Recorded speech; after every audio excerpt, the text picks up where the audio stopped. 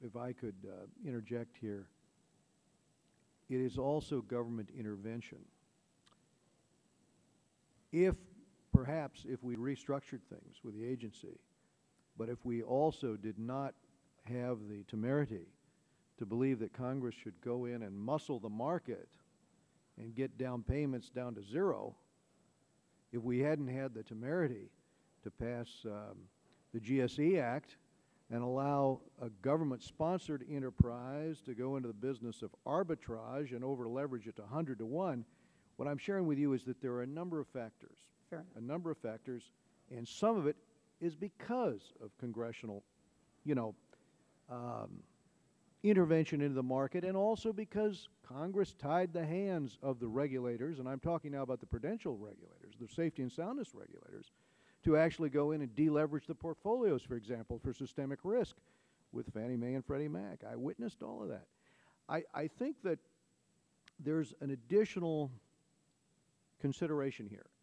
And part of it, and we've talked about this, part of it is the idea that Washington can better understand what the consumer demands than the consumer. And I'll just give you one example.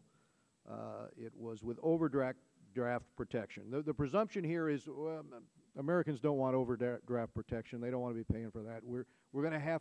They're all going to have to opt in to get that. And what did we find when the government did that? We found they all opted in. I mean, overwhelmingly. Yes, people wanted that service, but the presumption here was that was a waste of, So I just think the idea that those in government will dictate what products are allowed in the market and which are not, regardless of a willing buyer and seller, it is a consideration in all of this, as is the consideration of the fact that your agency is going to be able to act outside of the normal appropriations process.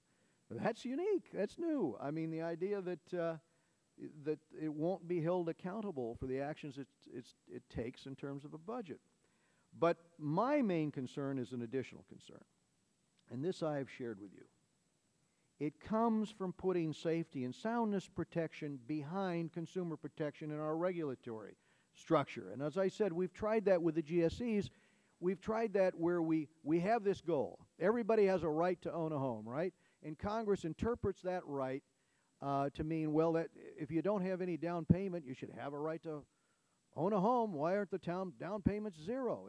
If nobody will buy the subprime loan because you don't have any credit and you don't have a down payment, nobody will buy this junk called Countrywide, why not mandate with the goals through HUD that this has to happen? So we do that, and we set up bifurcated regulation where HUD is on your side of the equation here, the consumer protection. HUD is driving the goals. And on the other side, you had OFEO, a weak regulator, the prudential regulator, that was supposed to be regulating for safety and soundness. But guess what? They couldn't step in and deleverage the portfolios because the first consideration was not safety and soundness. We have set this up so that the first consideration is not safety and soundness. And having gone through this and watched this, this is my issue. We've tried bifurcated regulation. We've had the regulators, current and past, who had this particular responsibility, both tell us this helped create the collapse in the housing market and the wider systemic risk. Yes, it did. And had we had a single regulator, it would have been better. Okay? So all of us have heard this debate, and I just wanted your take on that, if I could ask. Thank you, Congressman. I think this is a really important issue that you raised. The point about safety and soundness, I think, also goes to the point about dictating products. I want to be really clear about the vision of this agency. What we are about is making the price clear to consumers, making the risks clear to consumers, making it so that a family really has a chance to compare 2 or 3 credit cards or a couple mortgages to figure out 2 things. Can I really afford this thing? And secondly, have I gotten the one that's best? Have I gotten the cheapest one or the best service or the one with the new cool iPhone app?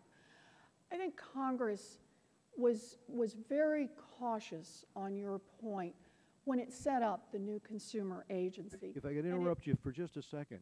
I had an amendment that would make safety and soundness the first priority, that would have the prudential regulators sign off on that. And the majority opposed that amendment. So we weren't that cautious because the amendment wasn't accepted. So, Although you do remember, Congressman, that the way it was ultimately set up is that the other banking regulators, the safety and soundness banking regulators, can overrule when they... with a very high threshold as opposed to... I've given you the example of what really happened in the world. It's happened once.